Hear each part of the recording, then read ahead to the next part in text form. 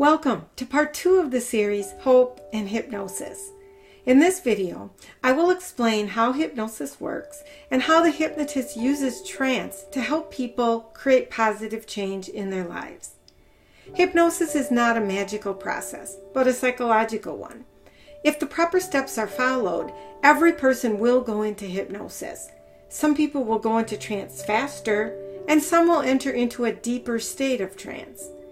In order to understand how it works, we must look at what hypnotists call the theory of mind. An important factor that comes into play in all of this is the primitive fight-flight response that is hardwired into every human being. This fight-flight response was a necessary tool for survival for our primitive ancestors who often needed to decide very quickly whether to run to save their lives or to stay and fight. In this day and age, we no longer need to rely on the fight-flight response like primitive man did, though our fight-flight response can come in handy when we are faced with a situation like a life-threatening emergency. During this state of mind, we are highly suggestible or hypersuggestible. This is why during a national catastrophe like a terrorist attack, many people revert to this state and logical thought is hijacked.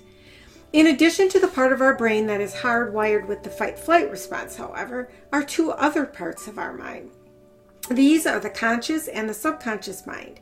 These two parts of the mind interact with one another and are often in conflict with one another, although we are not consciously aware of it. Take, for example, the person who makes the decision to lose a few pounds. Their conscious mind understands that in order to meet their goal, they will have to take in less calories. It also realizes that foods such as chocolate cake are high in calories and probably should be avoided. But their subconscious mind, operating in the background, associates chocolate cake with pleasantness, a good feeling, and a feeling of happiness. The desires of the conscious and the subconscious mind are out of sync with one another. If the person's subconscious mind wins the battle of the wills and the person gives in and eats the cake, they might experience guilt, which leads to stress, leading to a perpetual cycle that becomes a self-fulfilling prophecy. Why does this happen? We learn by the process of association and identification. As we grow, we collect a variety of experiences and learn that some of them are positive and rewarding, and some of them are negative and painful or frustrating. Take the example of a child who's bitten by a dog. That child is likely to develop a fear of dogs because they have learned to associate dogs with pain. We learn to associate certain things with positive feelings as well. Maybe the smell of home-baked pie is associated in our minds with home and love. And when we smell that same smell, even as an adult, it can evoke the same emotions even years later. Our positive and negative associations form what is referred to as our life script. Our life script is formed from what we know. This is why different people in the world, given different experiences, can react very differently to a stimulus. These identifications and associations become what we call our knowns because they are what becomes known to us. Our knowns become subconscious in nature and continue to operate behind the scenes in our consciousness.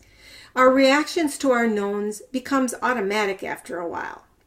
As we grow through childhood and approach adulthood, our power of reasoning develops. Approximately between the ages of 8 and 12, we develop the capability to make decisions and develop a sense of willpower. This becomes our conscious mind. Our conscious mind makes up about 12% of our total mind power. The subconscious mind makes up the rest, about 88%. In between these two parts of the mind is the critical mind. It is a kind of filter of sorts.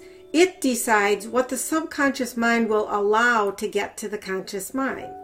In children, the critical factor of mind is not developed. This is why children are highly suggestible. They do not have the power to analyze, reason, and decide what is correct or not correct.